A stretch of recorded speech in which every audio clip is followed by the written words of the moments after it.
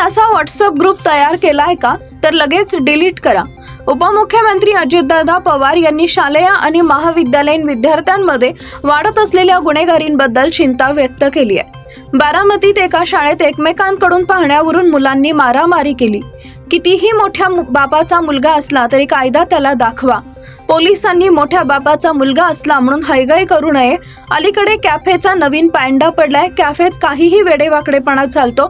लक्षात घ्या, काळ कोणासाठी थांबत नाही। शाळेत शिकणारी मुलं काही ना काही चुकीचं करतात। मी त्या शिक्षण संस्थेचं नाव घेत नाही। काही मुलांनी नो कॉम्प्रोमाइज ग्रुप अशा पद्धतीनं व्हॉट्सअप ग्रुप आणि इंस्टाग्राम ग्रुप तयार केलेत, ते लगेच बंद करा। मुलांनो, जर तुम्ही चुकीच्या रस्त्यानं गेला तर अलीकडे काहीही शोधता येतं, त्यामुळे अशा गोष्टींना अजिबात थारा देऊ नका। लहान वयात कधी ना कधी मुला मुलींचा पाय घसरतो। कृपा करून आपल्या आई वडिलांना कमीपणा वाटेल असं कृत्य करू नका। तुमच्यावर राज्याचं, देशाचं भवितव्य अवलंबून आहे।